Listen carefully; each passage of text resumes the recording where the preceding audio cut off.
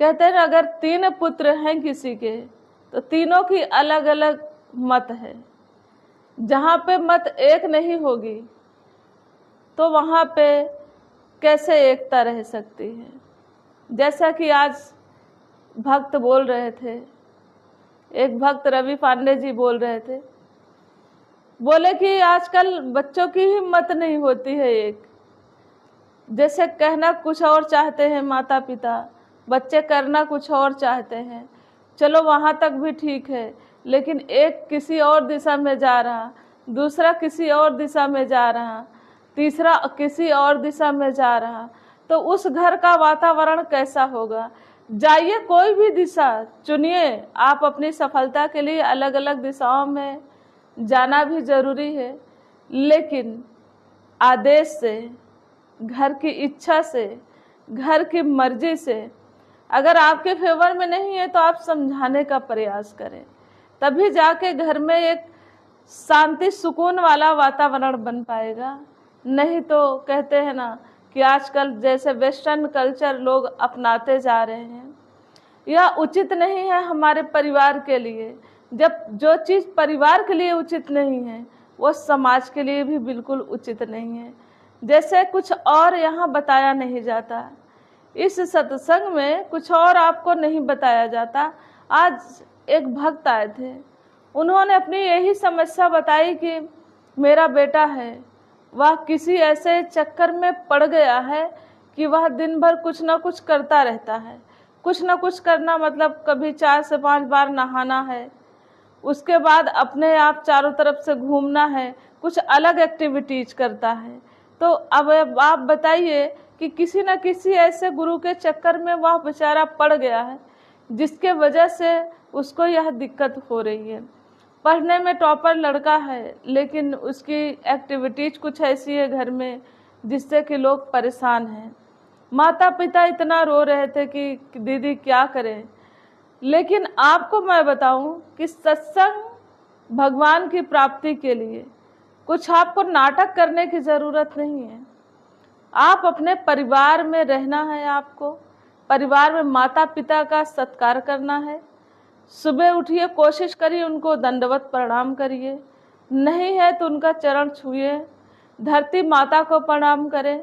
और उसके बाद अगर आप स्कूल वाले हैं, बच्चे हैं, तो आप अपनी पढ़ाई लिखाई पे ध्यान दीजिए, वहाँ पे गुरु की बताई हुई सिखलाई हुई बातों पे चलें, अपने पढ़ाई का विशेष ध्यान दें। बाकी जो बचता है समय घर में अपना सेवा में अपना समय दें। तो कहने का भाव यह है कि कुछ अलग तरीके से करके आप प्रभु की प्राप्ति नहीं कर सकते हो। प्रभु की प्राप्ति करने के लिए आपको सरल और सहज बनना पड़ेगा। घर परिवार में एकता और संस्कार में रहना पड़ेगा। एकता बना के संस्कार में रहने की ज़रूरत है, कुछ अलग करने की ज़रूरत नहीं है। और वही देखिए जीवन, वही एक बच्चा चल के एक समाज के लिए एक अच्छे रूप में, एक नौकरी के रूप में या एक समाज सेवक के रूप में आपके बीच में तैयार हो जाएगा, जो हमारे देश का भविष्य होगा।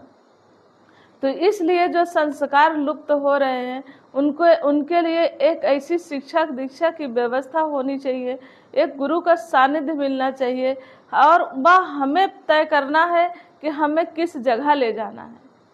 यह तय आपको करना है कि आपको किस जगह ले जाना है, कि किस ऐसे स्थान से जोड़ें कि जहाँ पर कुछ ऐसे आडंबर ना हो, आडंबर से ऊंची शिक्षा दीक्षा हो, जिससे कि सरल मार्ग भक्ति का मिल सके और प्रभु के धाम तक की जो दूरी है उसको भी आप आसानी से तय कर सकें। तो कहने का भाव यही है कि बच्चों को अच्छी शिक्षा दीक्षा दे के एक समाज के लिए बढ़िया कि एक बच्चा तैयार होगा तो आपके भविष्य का निर्माण होगा, समाज का निर्माण होगा।